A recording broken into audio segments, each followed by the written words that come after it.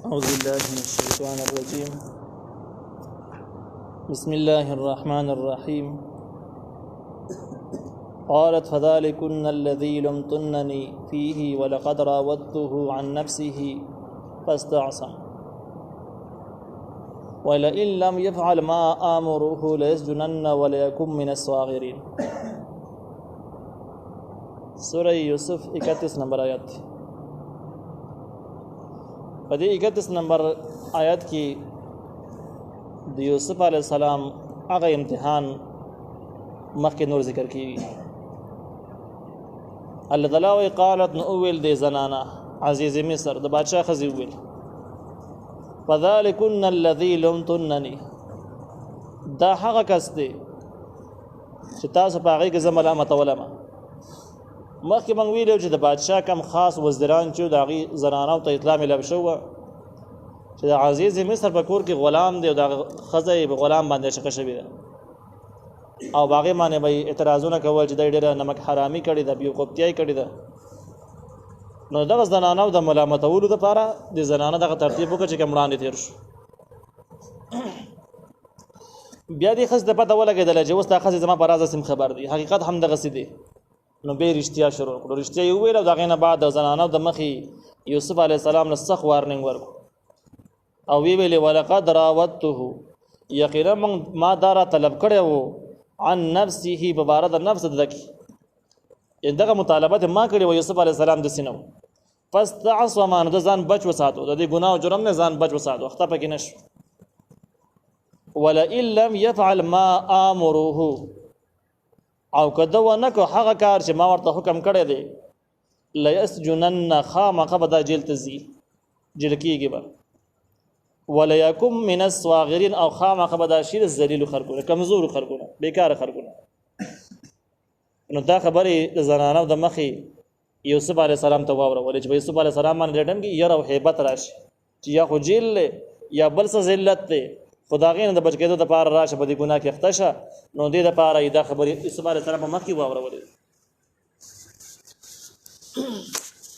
قال یوسف علیه السلام ویل رب السجن احب الی مما یدعوننی الیه، ای رب زما السجن جیل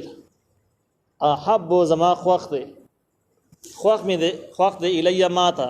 مما د هغې کارونو نه یدعوننی چې د زنانه ورته ما راولي الیه هغې ته، کم جرم چې په ما باندې کول غواړي دغه جرم نه جیل ښه دی، د ګناه نه خو بچ پاتې شم. نو دې ځای کې اصل کې د یوسف علیه السلام مقصد دا دی چې د جرم نه بچ کېدل، د ګناه نه بچ کېدل، چې د هغې وبال ډېر زیات، نقصان نه ډېر زیات. دا دنیاوي کړاو تېرول دا آسان دي چې سړی د الله تعالی په نافرمانۍ کې اخته وي او د آخرت سزاګانې تېروي، د هغې نه چې د دنیا کړاو تېر کړي دا دې ښه ده. یوسف علیه السلام وویل چې جیل مې خوښ دی د هغې کارونو نه چې دا ښځې ورته ما رابلي الیه هغې ته. والا تصرف عني، او که ته وانړې زما نه کیدهن، تدبیر د دې ښځو، دا هن جمع دی او که مخکې ستاسو خیال کېږي نو واقع زلیخې را روان دی غیوه وه. نو په دې ځای کې تفسیر قرطبي ذکر کړی دی چې دا هغه زنانو ته پکې هم اشاره ده چې کومې زنانه زلیخې ورته دعوت ورکړی او راغوښتې وي، ځکه هغه زنانه هم یوسف علیه السلام ته مشوره ورکړې وه چې د خپلې مالکې خبر اوره چې څه درته وایي دا منه، د دې مخالفت مه کوه. نو داسې ووایه چې دغه 5 زنانه او زلیخه خپل منځ کې خبره یوه کړې وه، یوه خبره وه، ټول یوه مطالبه وه، یوه ناجایزه وه. نو په دې کیدهن کې دغه ټولو ته اشاره شو چې دغه ټولو ښځو تدبیر د رانه وانړو. اسبو الیهن، زه به ورسېږم دې زنانو ته په ګناه سره، ګناه به رانه وشي. واکم من الجاهلین، او زه به شم د ناپوهو خلکو نه. دې ځای کې تفسیر قرطبي ذکر کوي چې څومره انبیاء کرام دي د الله تعالی د ګناهونو نه معصوم، یعنی محفوظ ساتلي دي، ګناهونه ته نه دي شوي. او د نبوت نه مخکې الله تعالی تکویني نظام کې دي داسې په تکویني نظام کې دا د ګناهونو نه بچ پاتې کړي، محفوظ کړي. نو دا آیت د هغې خلاف نه دی،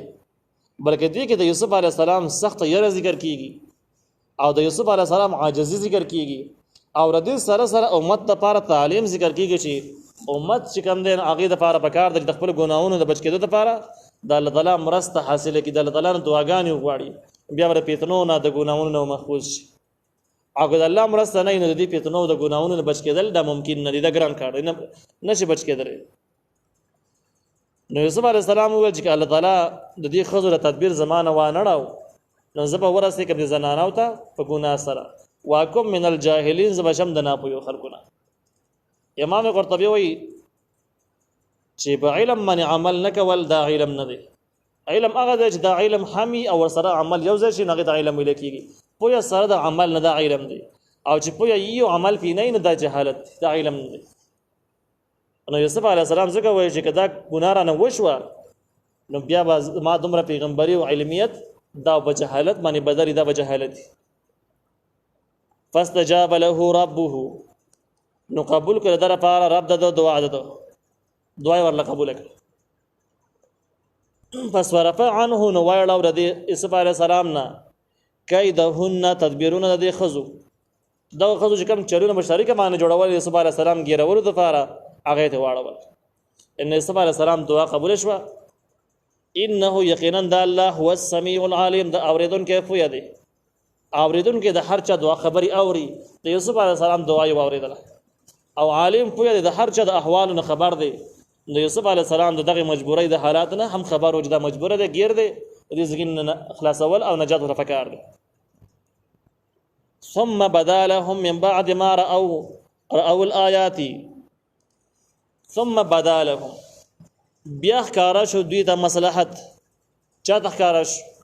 عزیز مصر او د هغه خاص درباریانو وزیرانو ته د عزیز مصر خاص ملګری وزیران چې کوم افسران هغه ته ښکارا شو مصلحت من بعد ما ورسره د هغه نه رأوا الآيات چې دی ورته ډېری نخې د پاک دامانۍ د یوسف علیه السلام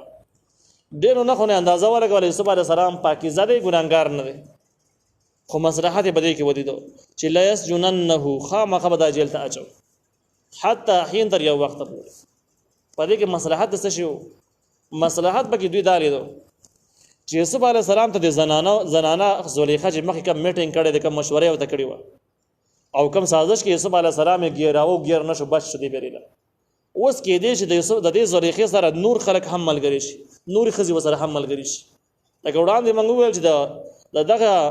وزیرانو خزي وسره ملګری شي 15 خزي نور ملګری شي ناسته وسره کوله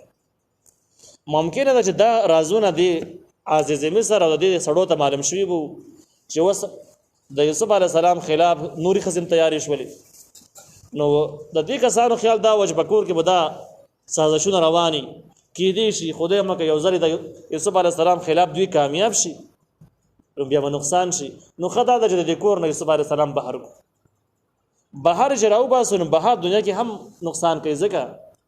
چې بهر د دې خبره سخت باسونه روان ټول دنیا خبر شو چې د عزیز مصر خزه خپل غلام باندې عاشق شوی ده او باسونه روان دي نو چې کله یوسف علی السلام په ولاره باندې تیری کې خو باسونه کې سړی دادي نو قصه به نور ته روان شي او نور مخکې زی والمناسب دا چې د کور نه راو باسو جیل ته واچ نو یو زمانہ به تیر شي د زنانه او د سازشونو نه به هم محفوظ شي او د خبره به ستوره کې زړه بشي ختم بشي دغه نه بعد یوسف علی السلام راو باسو نو معلومی کې دا یوسف علی السلام د جرم په وجه نه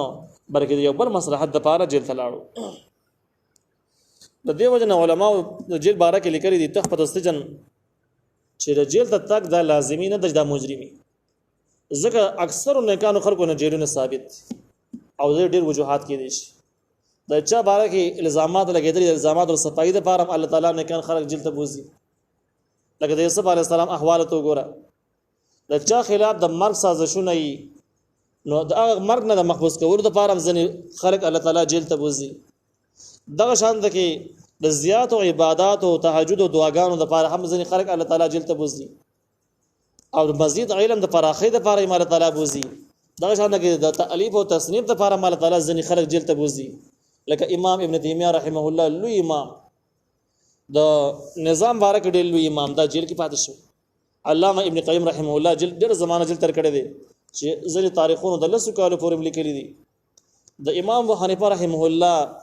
جنازه هم د جیل نه وتله الته کې د زهر ورکړ شو او جیل کې دنه شهید شو دا شان د څومره اسلامي تاریخونه چې دینو د دار دی ګواد نو دینه معلومه شوله چې جیل حال ته وګوري نو کله جیل د مجرمانو او د ګناګارو خلکو نو نیکان خلکو پکې پراته وي او چې کړه د نیکانو خلکو نو ګناګارانو پکې پراته وي د ښکارا رد عمل دی اعتزاد دي